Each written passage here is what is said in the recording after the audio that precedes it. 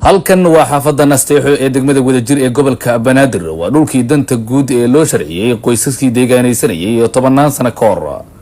markii aan booqanay dhulkan waxa ay dhaayeen u qabteen bilicda deegaanka oo si casri ah loo dhisay maadaama dadkii sanadaha badan deganaa ee ku dhiiran waayay inay dhistaan ay hadda u heleen sharciyad ay dhulkan kulma gaashan karaan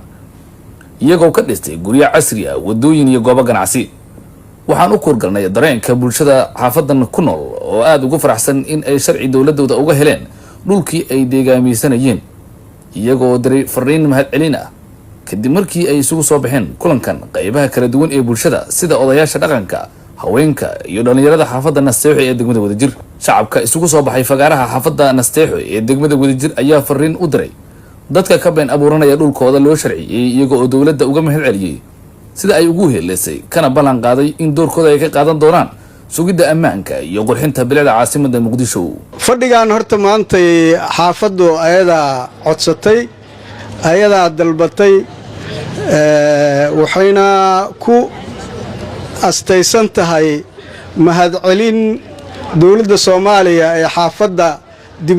dib u dejinta loogu sameeyay halkan ay u mahadcelinayso oo ay bogaadinayso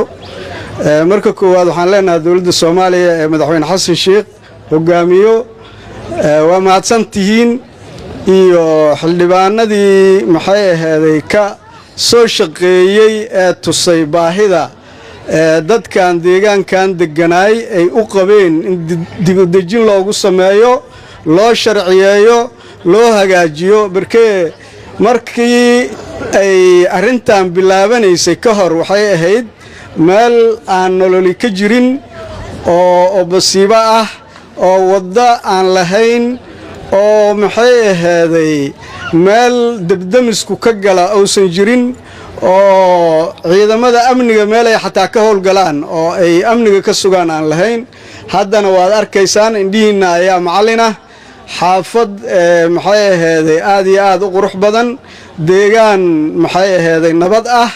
oo looga shaqeey karo nabadgelyada oo ay suuragal ka tahay damdamisyada iyo gurmadka degdega ah oo haddii ilaahay naguma keenay wax dhacaan markiiba laga howlgeli karo intaasna waxaa suuro geliyay dawladda Soomaaliya waana u mahadcelinaynaa arintan ma ahaan lahayn haduuna ka soo shaqeynin madaxweynaha Xasan Sheekh waxaan leeyahay mudnaanta koobaad maadaama uu ka soo shaqeeyay arintan dhacday oo wax shilina laga qaadin dadkii soo dhameeyay meel ay dawlad ka jirin waxba kama qabsoomaan meeshan dawladda ka jirta Xasan Sheekh waxaan leeyahay kun iyo koow jeer hambaliyo Xasan hambaliyo haddana haddaan degmada Wadajir amnigeeda sugnaa lahayna lama heleen dhismadan quruxda badan meeshan waxay ahaa jirta meel baxa la galeena meel waxay ahaa jirta moobeelada lagu qaato dhibaato badan laga kulmo haddana waa laga dawoobo waa u jeedin gaadiidleyda wadooyinka meeshan maro markastay marayaan waxay yiraahdaan war dadkan Ilaah baa u gargaaray waa sax weey dadka Ilaah baa u gargaaray ciriiriya Ilaahay ka saaray meel waasacay heleen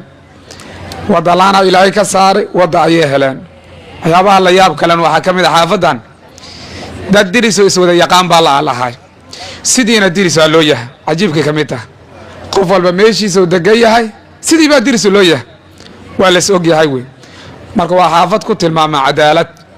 marka waxaan leeyahay cid allaale cidii sabab u noqotay way mahadsantahay